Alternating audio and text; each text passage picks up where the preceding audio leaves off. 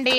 ఇదిగోండి మా చెట్టుకి ఎన్ని బొబ్బాస్కాయలు పడ్డాయో చూడండి. ఇదిగోండి మా ఆయన కోస్తున్నారు బొబ్బాస్కాయ. ఎన్ని రోజుల నుంచి చూస్తున్నా పండట్లేదండి అది.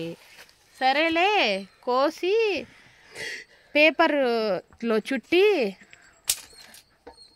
పండిద్దేమో పెడదాం 3 రోజులు అనేసి. ఇదిగోండి ఒక్కాయ, ఇదిగోండి 2 కాయ. పక్కలో అమ్మో పక్కలో ఇదిగోండి 2 కాయలు. కిత్తే హే కిత్తే కేజీ హే 2 కేజీ రదే. ఇదిగోండి మా ఆయన.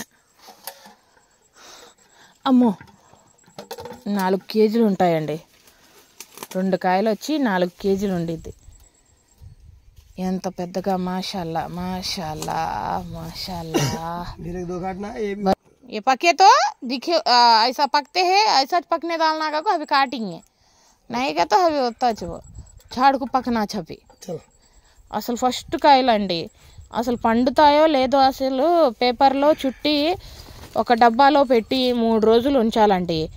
అప్పుడు 3 రోజుల లోపు పండితే పండినట్టుగా కాయలు, లేకపోతే ఇంకా చెట్టుకే పండాలి అంతే. ఇంకా అలా ఇలా పండకపోతే అలాగే వదిలేస్తా. ఇంకా ఇదిగోండి ఇంకా ఎన్ని ఉన్నాయా.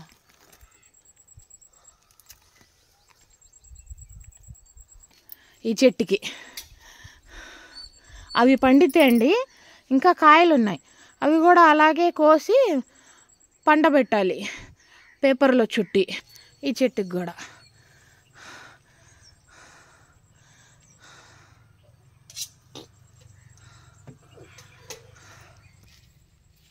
ఇదిగోండి కాయలు భలే వచ్చాయండి. అసలు పండుతాయో లేదో 3 రోజుల్లో తెలిసిద్ది. కాయ ఎంత తీయగా ఉందో అసలు లేదో అనేది కూడా నేను చూపిస్తా మీకు. ఎన్ని రోజుల నుంచి చూస్తున్నారో మా ఆయన పండిద్దేమో పండిద్దేమో చెట్టుకే పండిద్దేమో అనేసి. ఆహా చెట్టుకి పండట్లా. సరేలే అనేసి ఇవాళ కోసి పేపర్లు చుట్టి 3 రోజులు పెడతా డబ్బాలో, అప్పుడు చూద్దాం అనేసి చెప్పా.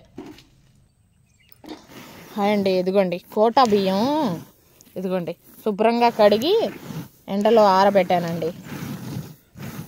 ఆరేసా పిండి పట్టిద్దాం అనేసి. అట్టులకి ఏమైనా పిండి వంటలు చేసుకోవడానికి బియ్యం పిండి కావాలి కదండి. ఇలాగా సాయంత్రం వెళ్ళి పట్టించుకొని వస్తారు మా ఆయన. మర్రకి పంపిస్తా, పిండి మర్రకి. ఒక 5 సేర్లు 6 సేర్లు వేసానండి. చూసుకోండి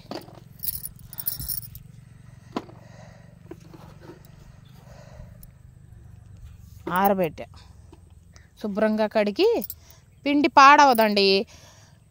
బియ్యం శుభ్రంగా కడిగి ఎండబెట్టి ఇలాగా పిండి పట్టిస్తే అండి ఎన్ని నెలలైనా పురుగు పట్టదు, పాడవదు. పిండి బియ్యం పిండి ఎప్పుడైనా పనికొచ్చుద్ది మాకు.